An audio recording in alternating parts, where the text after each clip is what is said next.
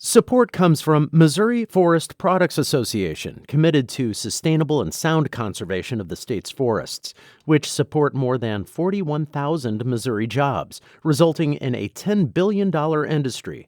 ChooseWood.com. If you have a smart speaker, you have access to the entire world of NPR and St. Louis Public Radio. All the latest news and all the captivating stories. Activate our voices with yours by telling your smart speaker to play St. Louis Public Radio. We work really hard to let them be kids. Our kids who are coming in have been faced with some really grown-up problems, homelessness and maybe community violence or domestic violence or being hungry or not having the utilities on in your home. Those are some grown-up problems. And so when our kids are coming in, we want them to be able to have the chance to be kids. And so the most important thing that we do at the nursery is play. I'm Sarah Fensky. This is St. Louis on the Air.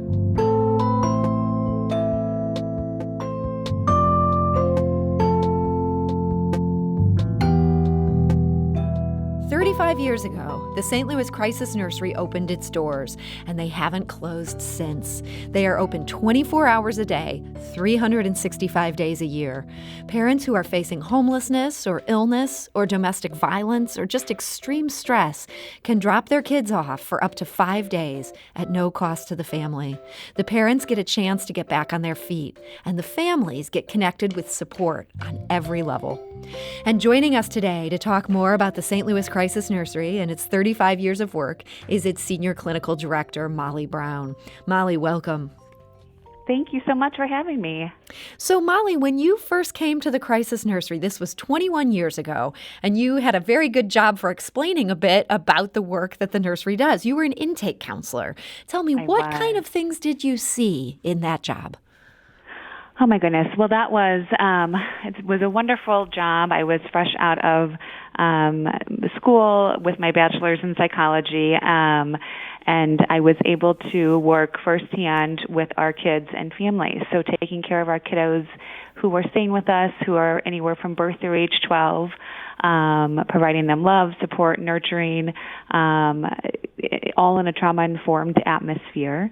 And then working with our parents when they would bring their kiddos in, meeting with them, listening to them, hearing, what's going on for them. What are the stressors that are causing this extreme stress? What happened that they became homeless, and how can we help them get connected to other resources? And so we would sit down and we would listen, and we would set goals, and we would problem solve and provide support and love and care.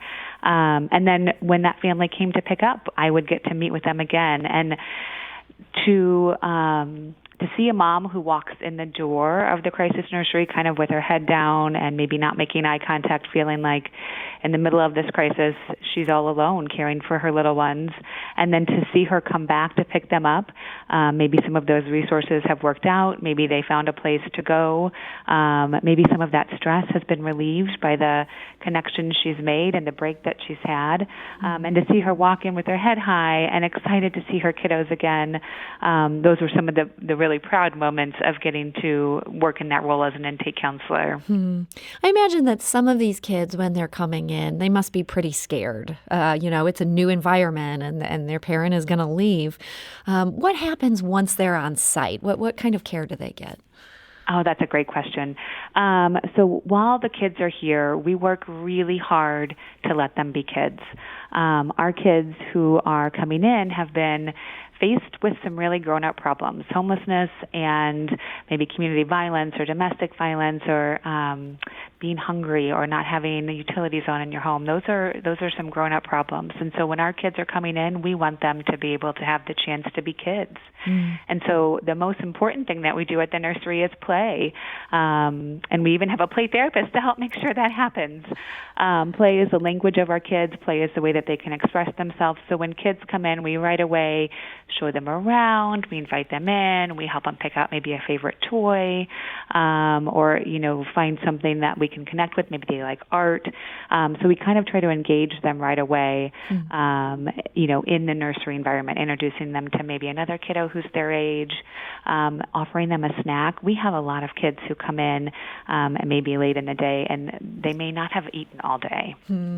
And so it's really important that right away we're checking on just those basic needs. Are you hungry? Do you need to go to the bathroom? Do you need a bath? Some of our kids who maybe have been sleeping in a car haven't had a bath, and there's nothing like the feeling of a warm bubble bath with toys to play with, to help our kids kind of, feel a little bit better. So there is that idea that the kids are scared, and some of them are. Some of them are grateful to be somewhere where they can feel safe and know that, their mom has trusted them or their dad has trusted, us at the Crisis Nursery to keep them safe. Also, we have the best staff. And that makes all the difference for our kids. We have the most lovely, wonderful, kind, nurturing, supportive staff who are all trained in our Nurtured Heart approach and our trauma-informed care model, so that our kids truly can feel like this is a safe place and it's okay to be here, and to get to be a kid for a little bit. And so you're open 24/7. Do you have kids are sometimes coming in at 2 a.m, for example? Yes, we actually just last week had some kiddos that came in right around that time. Things that are emergencies for our family happen all hours of the day and night. And so it is really important to us that we are here and available, and that our staff are here and available to answer that crisis helpline.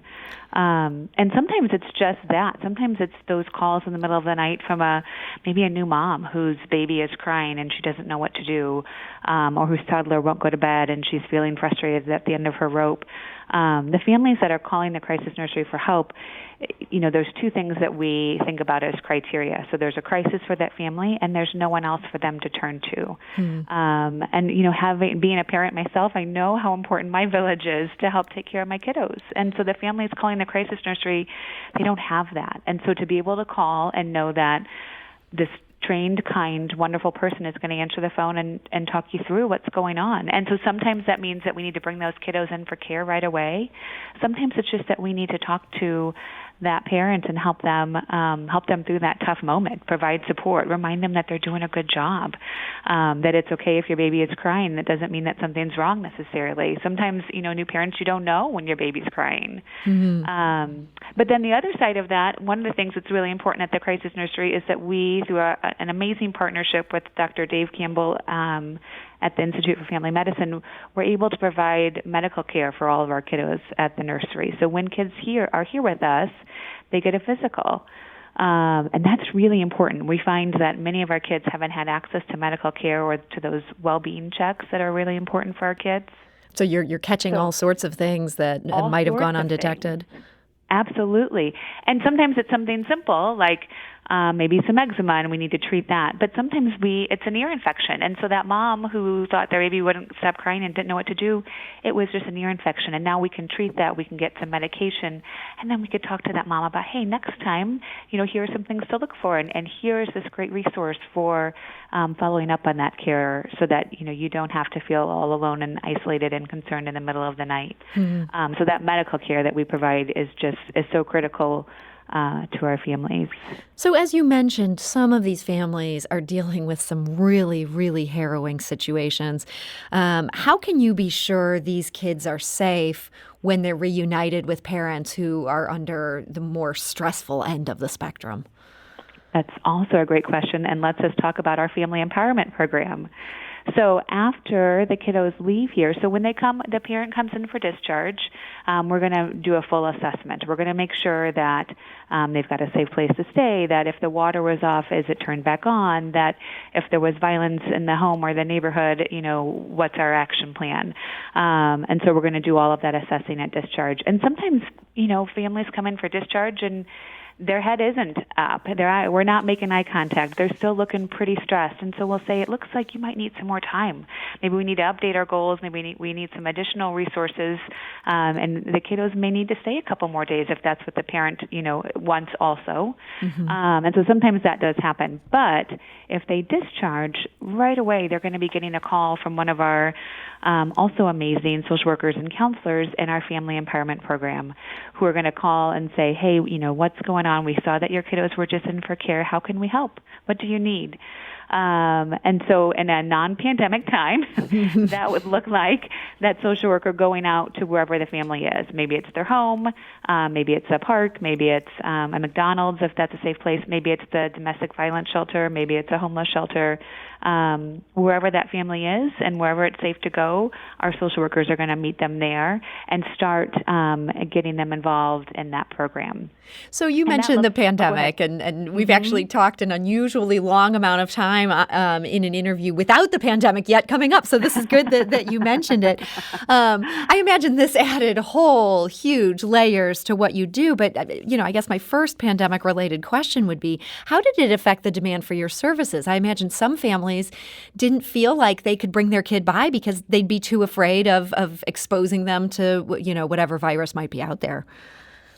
Absolutely. And, I think that the difference between our services is that our families who are calling, again, don't have those other options. And so, the families were definitely scared, and our team was scared. We all were scared, especially in the beginning when we didn't have a lot of information.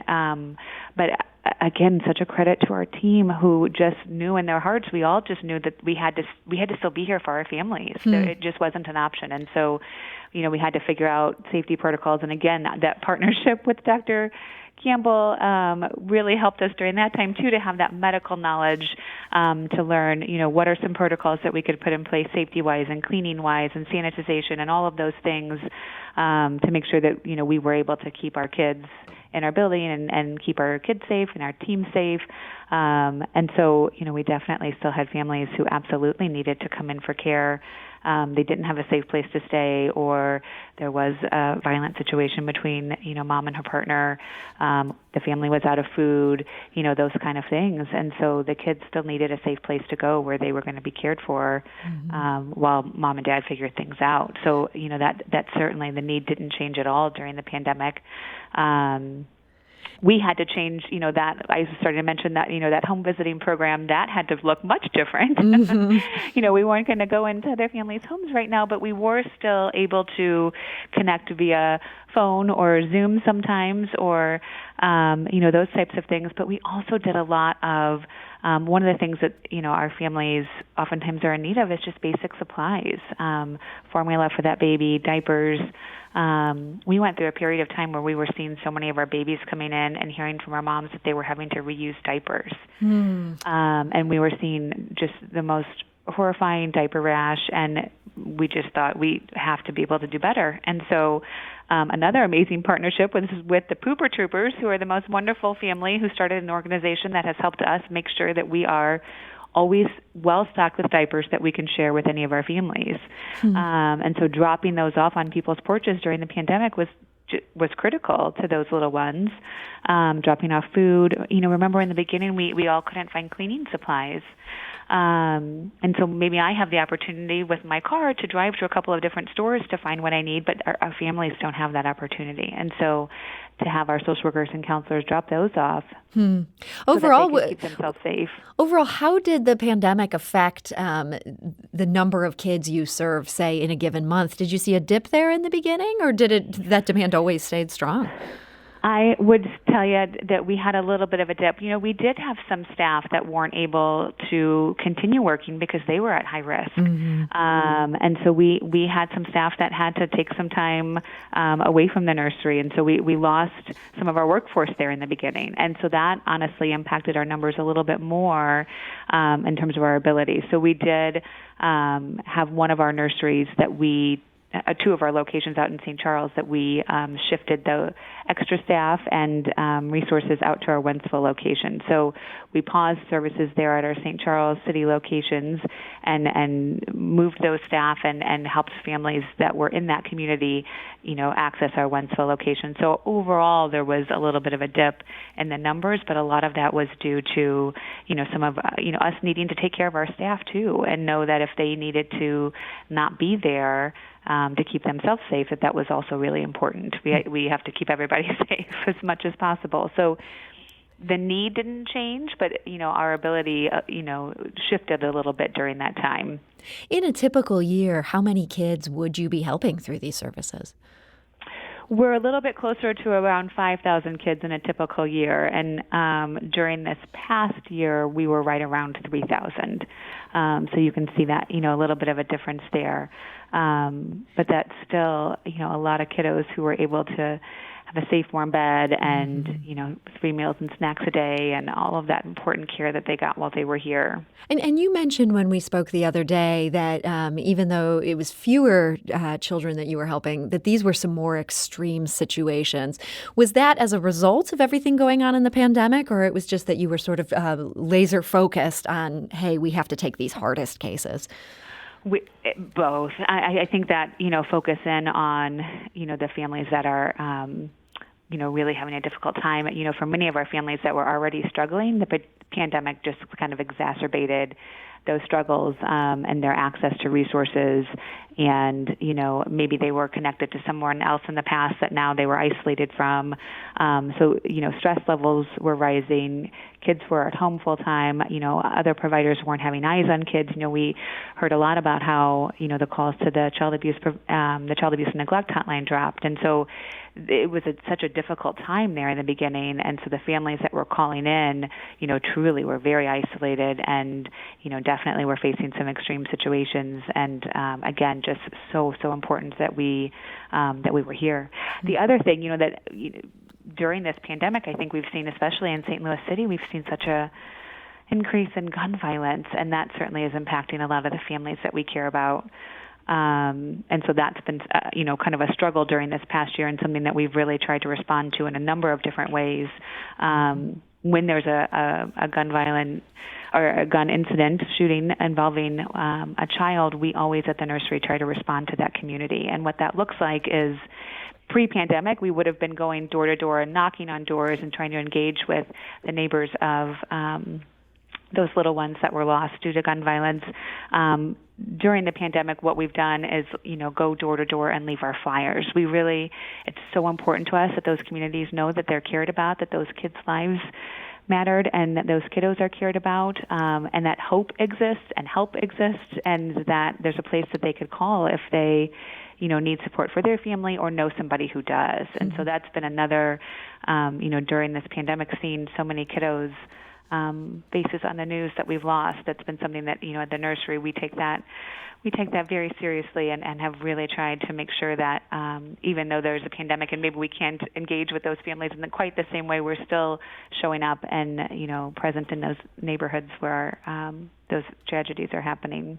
Molly, I imagine that a number of our listeners who are hearing this now, that they're wondering if there's ways that they can help support your mission as you guys head in now to your 36th year. Yes. I know there's a lot of different opportunities here, but if you can give us the 1-minute version of it, what are some ways that people could get involved and be useful? So we are starting to open back up to our volunteers. So volunteering is awesome. There's many opportunities, both from holding our babies, playing basketball with our big kids, reading books to our little ones, helping with, just kind of overall needs of a building that, cares for lots of kiddos. So volunteers, we love. We also have lots of special events coming up. And so, folks can go to our website to get involved with those and learn more about those different opportunities.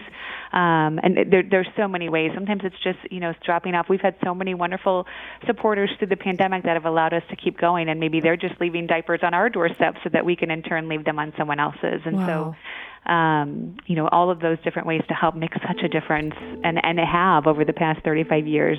Our community has definitely kept us going. Well, it's just been great to hear about this work. And Molly Brown, Senior Clinical Director at the St. Louis Crisis Nursery, thank you so much for joining us today. Thanks for having me. This is St. Louis on the Air on St. Louis Public Radio, 90.7 KWMU.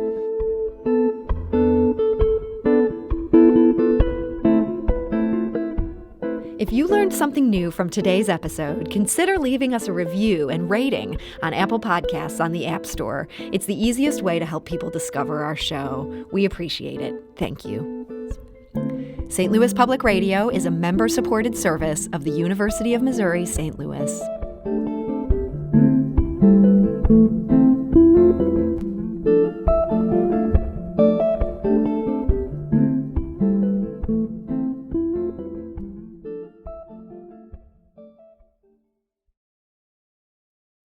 Support comes from the Missouri Forest Products Association, providing more than 41,000 jobs in the production of wood pallets, railroad ties, white oak barrels, hardwood floors, and more. Details at choosewood.com.